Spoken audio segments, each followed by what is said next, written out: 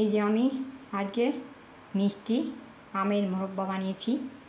এই দেখছে হয়ে গেছে, আর একটুখানি হলে হয়ে যাবে। সব গোটা কথা আমি আর হাত দিতে পারছি না, এমনিতে অনেক জায়গায় হাত পুড়ে গেছে আমার। হ্যাঁ, আমি প্রথমে আমগুলো, এখানে 14 কিলো আম আছে। আমগুলো আমি ভালো করে ধুয়ে 5-6 ঘন্টা চুনে ভিজিয়ে রেখেছিলাম। শুকিয়ে নিলে একটু ভালো হয়, কিন্তু 1-1.5 ঘন্টা আমি এমনি পাতিয়ে রেখেছিলাম যাতে একটু শুকিয়ে যায়। ভালো করে শুকায়নি, কি অত টাইম নেই, হালকা শুকিয়ে গেছিলো। তারপরে আমি কড়াই ডেকচিতে 2 বাটি জল দিয়েছিলাম, এরকম 2 বাটি জল দিয়েছিলাম। দিয়ে ওর মধ্যে আমি চিনি দিয়েছি, 7 কিলো চিনি দিয়েছি। সেই চিনি দেওয়ার পর চিনিটা যখন গলে গেছে, গলে যাওয়ার পর ওই আমগুলো আমি ঝুড়িতে করে ঢেলে দিয়েছি। ঢেলে দেওয়ার পর একটু নেড়ে চেড়ে ঢাকা দিয়ে দিয়েছিলাম। ঢাকা দিয়ে একটু যেই হয়ে গেছে, একটু মানে যেই ভাপিয়ে উঠেছে, তখন আমি 2 চামচ নুন দিয়েছিলাম। মিষ্টি হলেও একটু নুন দিতে হয়, 2 চামচ নুন দিয়েছিলাম।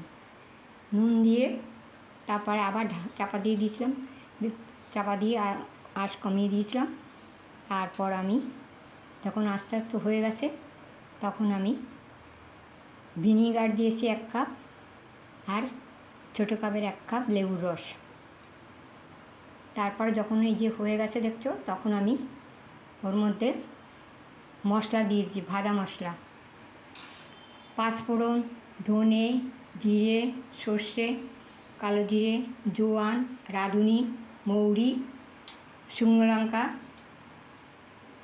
দারচিনি, ছোটো এলাচ, লবঙ্গ, সব কিছু ভেজে গুঁড়িয়ে, জোয়ান ভেজে গুঁড়িয়ে এই মশলা এর উপর ছড়িয়ে দিয়েছি।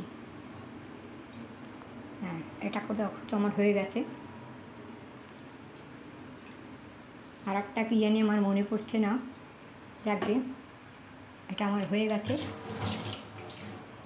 আর মনে নেই। আমি এবারে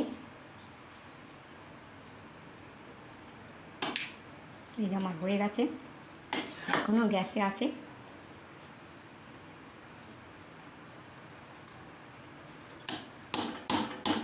এটা আমি একটু পরে নামিয়ে দেবো। ততক্ষণ তোমরা দেখতে থাকো, সুস্থ থাকো, সঙ্গে থাকো। জয় রাধে গোবিন্দ, হরে কৃষ্ণ হরে কৃষ্ণ, জয় রাধে গোবিন্দ। টাটা, ভালো থাকো বন্ধুরা, সুস্থ থাকো।